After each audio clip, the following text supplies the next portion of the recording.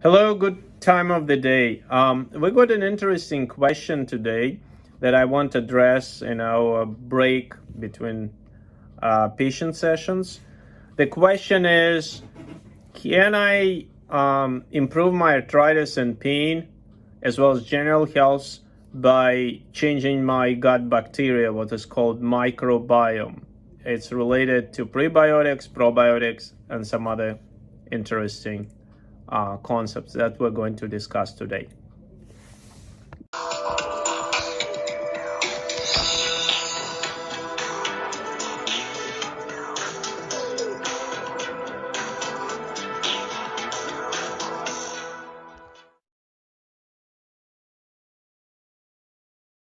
Okay.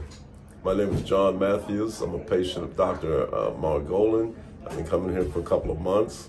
I've had pain so bad in the past that I've been unable to perform basic activities. My quality of life has went down, especially with my daughter, who always wants me to go somewhere with her. But it's moved up considerably since then. And some of the most important things that I've improved has improved. And so I definitely recommend Dr. Mogoli's treatment to everybody. I get steroid shots. They help me for about half in between the visits, maybe half the time. And I feel better than I normally ever do. Dr. Margolin is my doctor for pain, and I'm 88 years old, and he's been taking good care of me. And I recommend him if you need a pain doctor.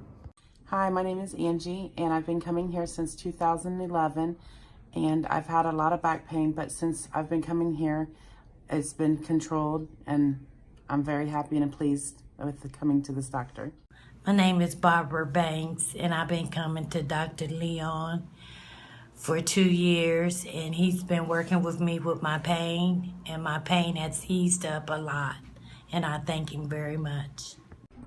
Hi, my name is Tammy Franklin. I am a patient with Dr. Mogolian. He gave me my injections for my knees, and since then, I was able to do more on my exercise and rehabilitation. I'm actually now on the treadmill for 20 minutes, the bike for 20 minutes. I'm doing 10 sets of squats.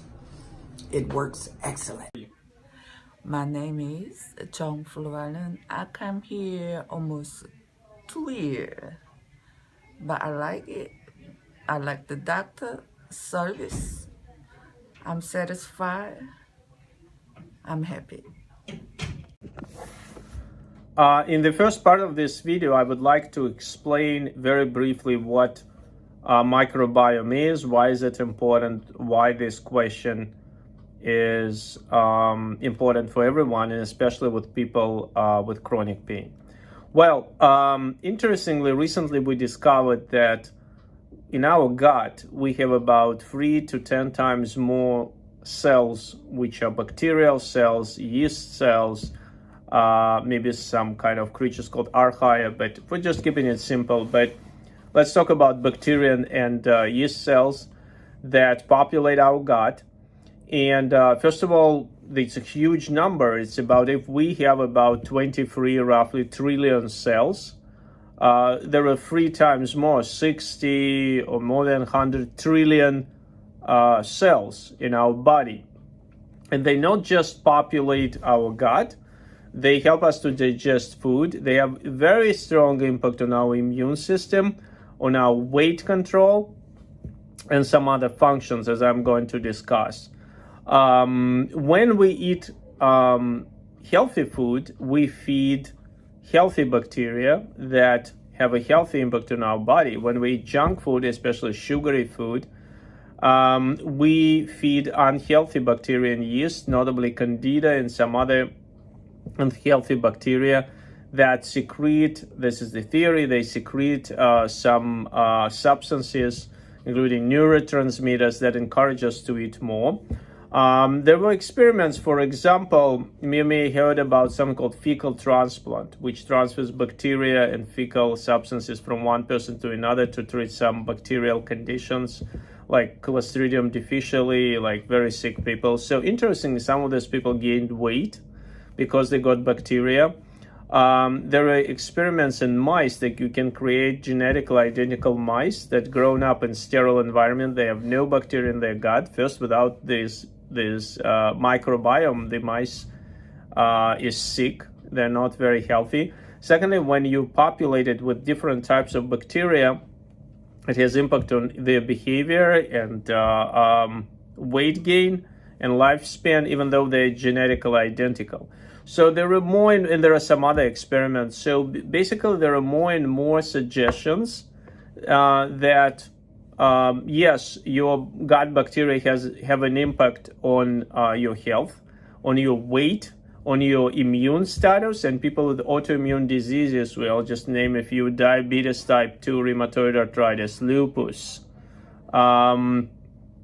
many others, connective tissue disease, scleroderma.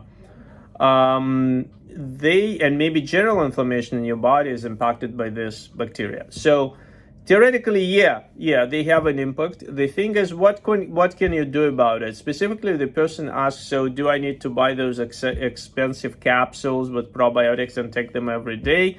Is that going to make a difference? So let's discuss it a little bit more in the last part of this video. All right, so in the last part of this video, we're going to talk about how microbiome can help us decrease inflammation in arthritis. The question was asked about something like that, the probiotics, which are pretty expensive. They do contain good bacteria. They say it should contain multiple strains like those two. I just picked them up randomly. Better to pick up those that do not require refrigeration, meaning they're more resistant and viable. Maybe certain capsules or formulations that help them to get through the stomach are also better. But the question is, can they really make a difference? We said that your body has about between 60 to more than 100 trillion bacterial cells. So you're taking this as like 20 billion, 50 billion, maximum 90 billion bacterial cultures. It's a very small amount. If you take them accidentally without changing your diet, I don't think they really make a huge difference. They may, primarily if you take unhealthy foods and you want to take some probiotics, I'm not sure how much difference it makes. The real game changer in changing microbiome is understanding that there are three types of substances. There is something called prebiotics, probiotics, and postbiotics. Well, the prebiotics are most important substances. They're actually very simple type of foods and substances. I just brought up some here. Bobby's sauerkraut, right? Fermented pickles, psyllium husk, acacia fiber. There is a saccharide called Bifida Boost. I don't have commercial interest, but there are many others. They're not expensive, and they should come with whole plant-based food. When you change your diet, you really change your microbiome. It's like if you move from Arctic area where it's cold, and there are only certain types of animals and plants to, let's say, rainforest. Obviously, the creatures that live in the rainforest would be different than the creatures that live in the Arctic area. So if you eat junk food, your bacteria are different than if you eat healthy plant-based food and fiber, right? Fiber, you can digest it, but your bacteria can't. So prebiotic is the game changer. I put this arrow here. It's under your control. It's not expensive. It's not those capsules. It's the food. Probiotics we discussed. These are the capsules. And postbiotic is what bacteria secrete. You have no control over it. They secrete neurotransmitters like GABA, serotonin, and others. Maybe they have a big impact on your immune system. And that basically does have impact on the inflammation, on the status of your immune system. Maybe it has impact on autoimmune diseases. And maybe it can have impact on arthritis. Now, remember, you have no control over this. You have limited control over that. You have control over prebiotic, healthy food, fermented food, fiber, and so on. Now, here's the point. It can help you with your pain, it can help you with your arthritis from multiple mechanisms, inflammation, weight change, immunomodulation. However, it doesn't happen overnight. You need to stick to the healthy diet and probiotics as an estimate 3 to 6 months. I would say closer to 6 months. So if it's not expensive, it takes some discipline, it can work. It's not quick fix approach.